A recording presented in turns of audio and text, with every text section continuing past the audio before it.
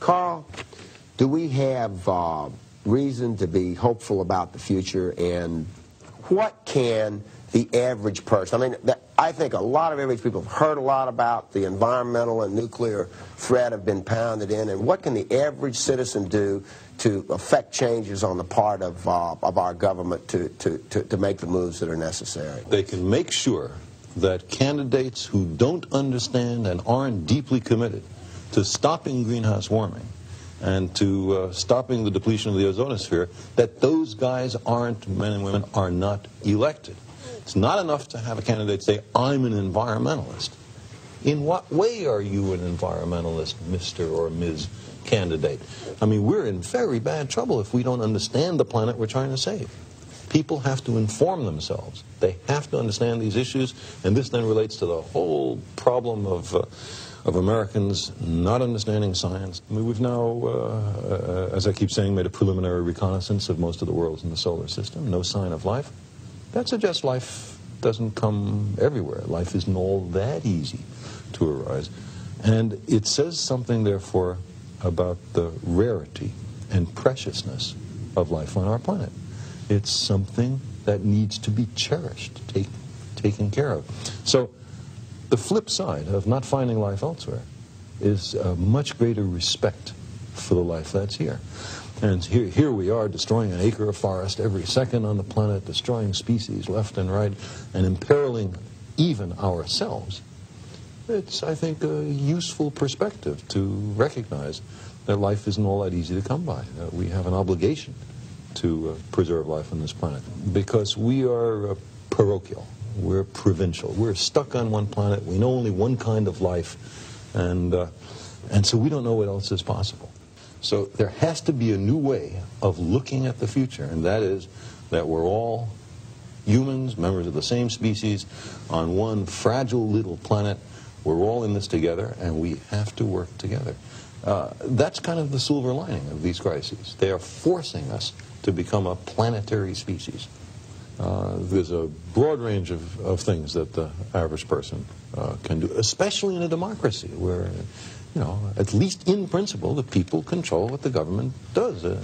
Government's supposed to be working for the people, not the other way around. I believe that the government has a responsibility to care for the people. I'm not talking about dole. I'm talking about making people self-reliant, people able to take care of themselves. There are a lot of other things a person can do. You can plant trees. Every individual can plant trees. That's something that's very constructive. You can boycott industries which are irresponsible on global warming and on chlorofluorocarbons. There are many things people can do, but they have to understand the issue before they can do those things.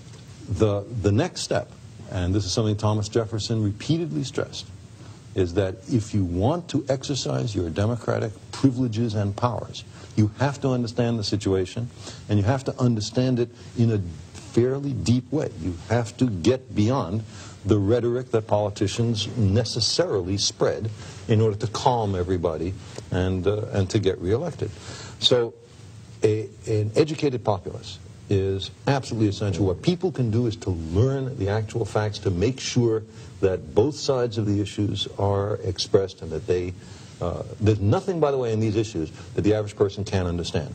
Average person is plenty smart enough to understand these issues, and most of those cases, almost all of them, which the government said if you have the facts we have, then you'd reach a different conclusion, that turns out to be bunk.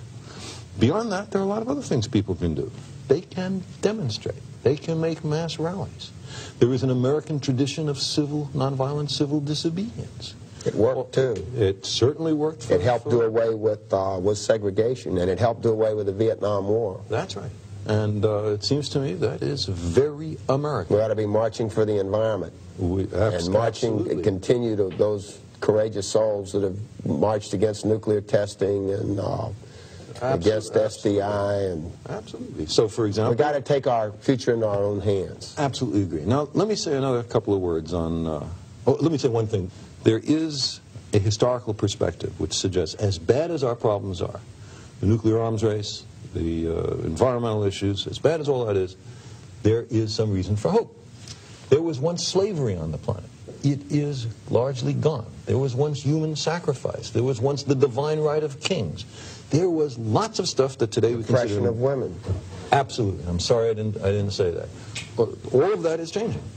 And we can change these issues too, because our lives depend on it. We're smart enough, we're dedicated enough to do it, but not by sitting on our duffs. We have to really work. Take action. Okay, well, Carl, we're out of time. It was a real pleasure to have you here. Same here.